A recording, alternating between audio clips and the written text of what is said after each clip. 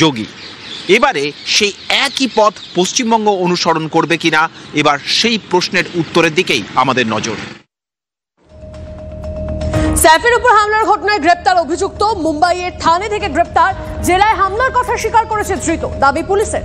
ধৃতের নাম মোহাম্মদ আলিয়ান ওরফে বিজে বলে দাবি পুলিশের। ধরা পড়ার পর নিজের নাম বিজয় দাস বলেছিল অভিযুক্ত। থানে শহরে মেট্রোর কাজে কর্মরত শ্রমিকদের সঙ্গে তাদের ক্যাম্পে লুকিয়েছিল ধৃত। গোপন সূত্রে খবর পেয়ে ডিসিপির নেতৃত্বে হানা দেয় পুলিশ। থানের একটি বারে কাজ করে ধৃত, জানিয়েছে পুলিশ। সাইফ আলী খানের উপর হামলায় ব্যবহৃত ছুরির অর্ধেক ভেঙে অভিনেতার শরীরে ঢুকে গিয়েছিল, বাকি অর্ধেক সাইফের বাড়ি থেকে উদ্ধার করেছে পুলিশ। সাইফের বিল্ডিং এর সামনে সিসিটিভি ফুটেজ দেখে আরও এক ব্যক্তিকে আটক করেছে পুলিশ। ছত্তিশগড়ের দুর্গে আটক আকাশ কানোজিয়াকে জিজ্ঞাসাবাদ করছে পুলিশ। এদিকে সুস্থ হয়ে উঠছেন অভিনেতা, তবে এখনো 2 সপ্তাহ সম্পূর্ণ বিশ্রামে থাকতে হবে সাইফকে।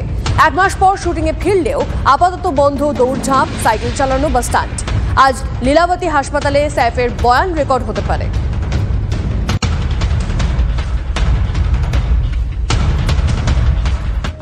পরে খবরে আসি, মোহনবাগানের বার্ষিক সাধারণ সভায় ধুন্ধুমার। প্রাক্তন সচিব সৃঞ্জয় বোস নির্বাচনের দাবি তুলতেই শোরগোল। শাসক এবং বিরোধী শিবিরের মধ্যে চেয়ার ছোড়াছুড়ি, হাতাহাতি, আহত এক মহিলা সদস্য। নির্বাচন প্রসঙ্গে 15 ফেব্রুয়ারির মধ্যে দুপক্ষের প্রতিনিধিদের বৈঠকে বসবেন নির্বাচন কমিশনার। রাজ্যের ইলেকশন এতদিন এসেছি, কোনোদিন এরকম হয়নি। এতদিন এখানে রাত্রিবেলা বসে জায়ান্টসের ম্যাচ অবধি দেখেছি, কোনোদিন কোনো অসুবিধে হয়নি, কোনোদিন মনে হয়নি জায়গাটা মেয়েদের জন্য আনসেফ। এজিএমএস যেটা আমার অভিজ্ঞতা হলো, আমার এটা খুব খারাপ লাগলো। আমি আশা করিনি আমার নেক্সট টাইম আসতে ভয় লাগবে। লেগেছে, হাতে লেগেছে, আঁচড়ের দাগ আছে, কেটেছে, ফুলেছে, আমি জানি না ভেঙেছে কিনা। চেয়ার নিয়ে তুলে তেড়ে যাওয়া, আরে না কজন বসতে পারেনি, ভালোবেসে অন্য পক্ষ চেয়ার ছেড়ে চেয়ার তুলে দিচ্ছিল তাদের হাতে।